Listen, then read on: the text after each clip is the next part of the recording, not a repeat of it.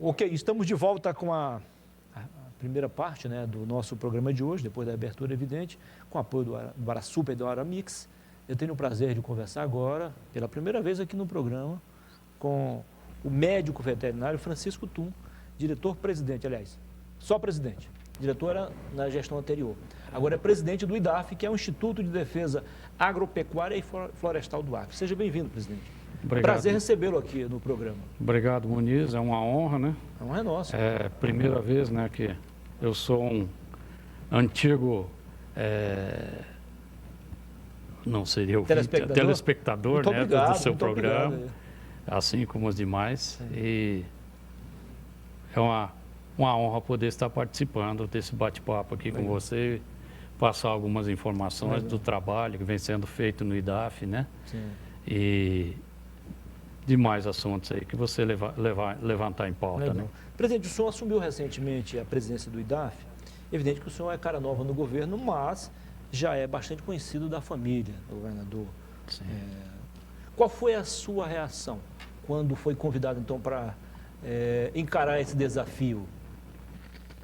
Muniz, foi uma história, a minha história no Acre. Eu cheguei aqui no Acre em 1989, né? Eu sou do Rio Grande do Sul. Eu sou um ano após a promulgação da Constituição. Isso.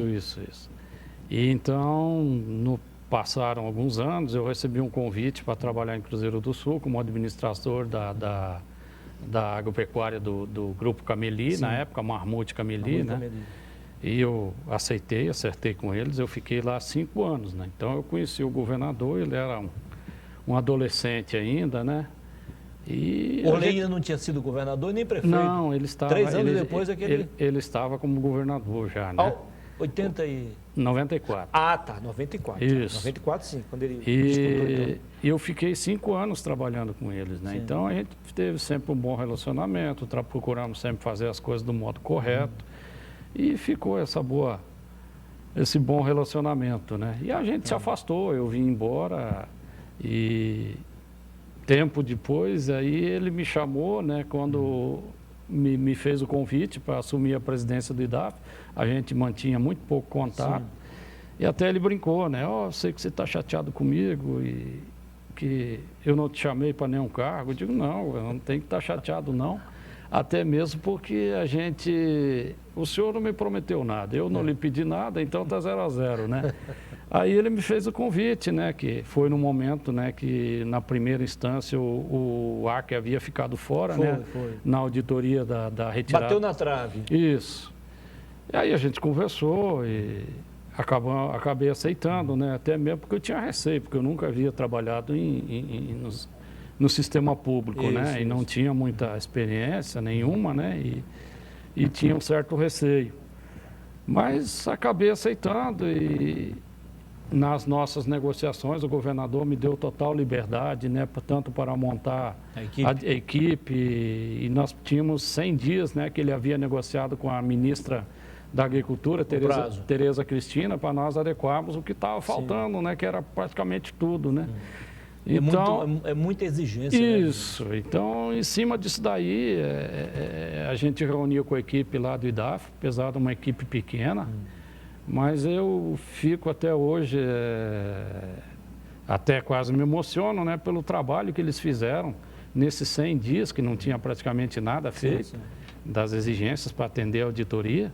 A dedicação, o empenho daquela turma toda, dos veterinários, os próprios agrônomos, tem a parte da vegetal, mas na época foi mais específico da área animal, né, que é os veterinários e os técnicos. Então foi assim um trabalho sensacional que eles fizeram. Eu sou um admirador da equipe toda, admirador deles, agradeço, tenho uma gratidão muito grande por eles, né? Por tudo que a gente fez nesses 2 anos, a parte administrativa do IDAF, dentro dessa liberdade que o governador nos deu. A parte administrativa, a gente começou a reestruturar o órgão, tivemos algumas ações pesadas, né, como a Fake Boys, foram ações que foram dando fôlego para o IDAF na parte financeira, a gente reestruturou muitos contratos. Então, foi dando um fôlegozinho na parte econômica, porque o IDAF tem arrecadação própria, né? E em cima disso daí, a gente procurou sempre fazer as coisas com muita transparência, com muita clareza. Todos os servidores que quiserem ter acesso aos contratos, às compras. Não há segredo. Não existe segredo lá dentro, eles têm todo acesso. E assim como todos os órgãos e mais órgãos fiscalizadores, né?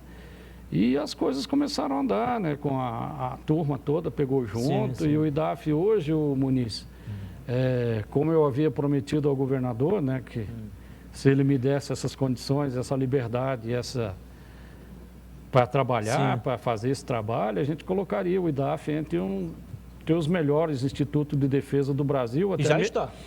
Certeza. Hoje eu participei de uma reunião semana retrasada em Brasília com os presidentes de todos os institutos do Brasil. E hoje eu posso falar de peito aberto, para orgulho de todos os servidores do IDAF, do orgulho dos acreanos. O IDAF pode estar classificado entre os 3 melhores institutos do Brasil. Hoje eu posso falar isso de forma bem contundente, né? Sim. Presidente, nós tivemos aí 20 anos de um governo de esquerda e que tinha o extrativismo vegetal, né, com base no extrativismo vegetal, florestania, como saída econômica. É evidente que não deu certo. Por um motivo ou outro não deu certo.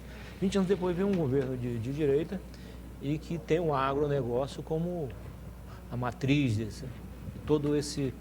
essa nova engrenagem. Qual a importância do IDAF dentro desse contexto todo? O IDAF hoje é o órgão de vigilância sanitária, tanto na parte animal como na parte vegetal. Né? Então, o IDAF é a parte da fiscalização, né? Aquele órgão geralmente que é mal visto e tal. Antigamente esse trabalho era feito por 2 setores vinculados à Secretaria de Desenvolvimento Agrário, hoje SEPA. Isso. Era o DPA e o DPF. Né? Isso. Hoje, então foi desmembrado, o Acre foi criado por uma lei estadual em 2003, né? Então, foi feito um instituto, né, cuidar só dessa parte, né? Foi melhor assim, né? Melhor, e era uma exigência também do Ministério da Agricultura, claro, né? Claro. Mas tem se procurado fazer um trabalho principalmente mais de orientação. A gente sempre pede aos nossos técnicos, aos nossos fiscais, que se faça um trabalho primeiro de orientação, né? Não um trabalho punitivo, né? Porque a gente está trabalhando com empresários, com pecuaristas, né? Que estão gerando emprego. E o nosso foco principal também, que é o pequeno produtor. Para você ter uma ideia, o IDAF tem em torno hoje de 32 mil propriedades cadastradas, né? Dentro do seu sistema, né? E sendo que desses 32 mil, em torno de 72%, para você ter uma ideia, são pequenos produtores de 100 cabeças para baixo, né? Mas eles se tornam maiores, né? Se tornam maiores juntos, pelo conjunto, né? Sim. Então, então, a gente tem sempre tomado muito cuidado, né? E procurado dar muita atenção, né? Acontece sempre algum equívoco, algum resvalozinho, mas a gente sempre, a ótica e a coordenação sempre procura prezar, né? Pelo produtor, pelo empresário dos pequenos frigoríficos, laticínios, que o IDAF faz a inspeção, porque afinal são geradores de emprego, tratam de muitos pais de família, né? E a gente tem que sempre levar isso em conta. O senhor falou 32 mil propriedades cadastradas. Então nós temos mais de 40 mil famílias por quilo de propriedade, aí que tem 2 ou 3 mil.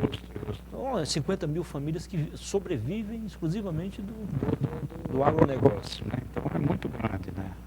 E nós fizemos também, dentro dessa mudança, o sistema de informática do IDAF era um sistema arcaico que não funcionava, deixava muita brecha, havia muitas falsificações de GTA, de documentos. Sim. Então a gente procurou fazer um novo sistema, né, de informática. Que funciona agora. Que funciona, foi implementado na parte animal, estamos implementando na parte vegetal agora. E o mais incrível disso é que a gente procurou primeiro porque era para comprar um sistema, né? Mas muito caro, né? Na época estavam pedindo em torno de 1.200.000, mais 300, 400 mil para manutenção e atualização. E aí eu conversei com um amigo nosso, o Dr. Malheiros, do Tribunal de Contas, e ele foi arrumando, pensando alguns expoentes da informática do Acre aqui, da Acre Previdência, o Gustavo, e um acreanozinho aqui que recém está se formando agora, o cara resolveu o problema. Resolveu, implementou esse programa. Sou um fã dele hoje, um admirador. E que funciona de fato. Funciona. Hoje está atualizado, está em fase de implementação ainda, mas legal. Pequenos detalhes sendo ajustados. Né? Deixa eu lhe falar aqui que, só seguindo aí, aproveitando a sua deixa, há mais ou menos 4 ou 5 anos, um aplicativo hoje usado pelo sistema do CONFER, que é o Conselho Federal, funciona hoje, o CONFER funciona hoje com um aplicativo desenvolvido por um garoto, recém-formado, aqui do CREAC, do Conselho Regional de Engenharia e Agronomia. É esse caso. Ou seja, daqui para o Brasil. É esse caso, esse menino, por exemplo, hoje, está difícil, ele tem 21 anos somente. Eu considero um pequeno gênio, né? Sim, porque desenvolver todo esse trabalho foi praticamente sozinho. E é um sistema que mais atualizado do que qualquer outro instituto no Brasil, né? Atendendo todos os requisitos, as exigências do Ministério da Agricultura, integrado com o Ministério da Agricultura. Hoje, para você ter uma ideia, o Muniz, se o senhor emitir um GTA de uma propriedade aqui do Acre para mandar um gado, por exemplo, para o Paraná, o próprio sistema tem um sistema integrado dentro do Ministério da Agricultura, que chama PGA, ele já vai te dar, se você tem um cadastro lá, se essa propriedade que é onde está indo esses animais é cadastrada, te dá toda a localização, a geolocalização, todo. É um trabalho fantástico que esse menino. E é um acreano. E eu estou com dificuldade para segurar ele no IDAF, porque ele tem recebido propostas, inclusive de uma startup, se não me engano, dos Estados Unidos, estão atrás dele, e eu estou mexendo com a parte da vaidade dele para ver se ele consegue ser o pai do sistema do IDAF, né? Ele está dando certo. Presidente, resumindo, é uma experiência que está sendo válida? Nossa Senhora. Que veio da Senhora. iniciativa privada para o serviço público. Nossa Senhora, é muito, muito válida Claro que a velocidade não é a mesma, né? O tempo não é o mesmo, você tem que ter muita paciência também. É isso que eu ia falar, Muniz, a dificuldade, a diferença, por exemplo, da iniciativa privada para a iniciativa pública é muito grande, a burocracia atrapalha, mas se consegue fazer tudo, é um pouco mais lento, mas faz, né? Sim. E contando com uma equipe que colabora, que se empenha, que ajuda, né? Mas eu só tenho muita gratidão, né? Primeiro a Deus, né? Segundo ao nosso governador, que me propiciou esse convite e hoje tem sido algo muito enriquecedor, né? Na minha vida. É uma experiência única, né? A liberdade administrativa prometida lhe foi dada? Totalmente, Muniz. Isso que é a minha gratidão ao governador. Inclusive, ontem à noite estive com ele e ele parabeniza o nosso trabalho, de toda a equipe do IDAF, né? E eu sempre sou grato a ele, muita gratidão. Toda a palavra que ele me deu, ele cumpriu até hoje. E o IDAF é hoje o que é, graças a esse apoio, a essa liberdade. Ele falou na semana passada que estava muito contente com a sua ação lá no IDAF. Isso é bom, né? Obrigado. E eu muito satisfeito com ele, por todo o apoio, por toda... Não só por mim, né? Pelo Estado, né? Que a gente vê hoje, o Muniz. Nós passamos por 2 anos de pandemia, né? Se você for analisar hoje no Brasil, não tem nenhum governador que fez o trabalho que ele fez aqui, caiu em campo. Buscou o ponto de equilíbrio, né? Cuidou da saúde e também da economia, isso, né? Porque muitos aí era fecha tudo, vai para casa, a economia a gente vê depois, não é bem assim. Muita mídia e pouca ação. E ele caiu em campo, com certeza ajudou a salvar muitas vidas, né? E fez um trabalho fantástico. Agora há pouco ele estava falando isso, na posse de mais de 200 professores agora do quadro efetivo. Foram contratados hoje. Outra coisa também que eu esqueci de falar, né, que nessa reunião que eu participei com os demais presidentes de institutos, todos vinham me procurar, querer saber como que o Acre conseguiu chamar o pessoal do concurso, né? que só foi o Acre e o Amazonas que conseguiram chamar, né? Ele conseguiu ainda, apesar de toda a dificuldade, a burocracia, o decreto da Covid, a lei da responsabilidade fiscal e tal, junto com a PGE, junto com a CEPLAG, a Casa Civil, foi buscado um caminho, né, que permitiu que se chamasse esses 65 novos servidores, né, que foi buscado nos cargos em vacância. Reforçar, né? O time. Isso, o time hoje está bem... Em sua maioria são técnicos de qual área? Quais áreas? É bem distribuído. Hoje, né? O IDAF tem 258 servidores, né, sim, entre comissionados, sim, e efetivos, né? Tem mais esses 28 do Fundepec, que são contratados pelo Fundepec, e prestam serviço no IDAF, né? Na vigilância, quase todos, né? Mas é bem distribuído. Veterinários era 34, agora foram chamados mais 15, né? E agrônomos eram 15, foi chamado mais 9 agora, né? Então deu uma equilibrada muito boa no quadro, né? Técnicos foram chamados 41 só agora, né? E tem já muitos antigos, tem alguns aposentando, mas são pessoas experientes que a gente não pode abrir mão, né? Claro. Que tem colaborado muito. Isso. Né? Duas perguntas antes de terminarmos a entrevista, tudo que é bom dura pouco. Em todos os municípios, esses escritórios avançados, eles disponibilizam todos os serviços administrativos ou alguns deles temos que recorrer então à sede? Não, todos os serviços são prestados em todos os... para bem atender o produtor rural, tá, né? E naquelas barreiras de vigilância e fiscalização, ali não tem nenhum atendimento, só fiscalização? Não, ali é só vigilância mesmo, fiscalização, né? Porque entra num fato, principalmente na área animal, né, que nós perdemos a proteção da vacina do nosso rebanho, né? Então, a gente tem que ser muito rigoroso nessa parte, né, da vigilância e nas fiscalizações, né, que é o que o Ministério nos cobra, né? Quando poderemos voltar ao normal, presidente?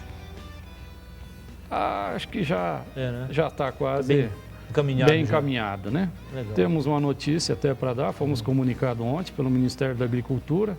Está vindo agora uma missão peruana, né? Sim.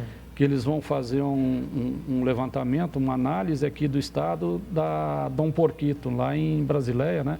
Para o Acre começar a exportar carne suína, né? Para o Peru, já começa a abrir já estamos exportando para outros países isso, também. Né? Então, essa missão aí, então, é importante, né? E eles vêm, analisam o trabalho do IDAF, o trabalho de vigilância, como é que é feito, né? Legal. Presidente, muitíssimo obrigado pela entrevista, parabéns pelo trabalho. Obrigado. Querendo acrescentar algo, ainda há tempo. Não, Muniz, só agradecer mais uma vez, né? É um prazer muito grande estar com o senhor aqui, é a primeira vez e é quase um sonho, né? Porque eu sempre lhe acompanhava pelas redes. Muito obrigado. E um admirador. E hoje poder estar aqui é uma honra para mim e me coloco sempre à disposição, sempre que precisar. Estamos aqui à disposição, Muniz. Bom, sucesso. Obrigado, Muniz. Obrigado também. Só um pouquinho. Bom, depois de conversarmos com o gaúcho, que virou acreano, vamos conversar agora a seguir com um mineiro de Ipatinga. Vamos falar sobre o marco regulatório das organizações sociais. Você já viu falar nisso? Se não viu, vai ver agora, daqui a pouquinho, aqui em primeira mão, com o Igor Ferrer. Agora são 13 horas e 24 minutos em Rio Branco. Até já.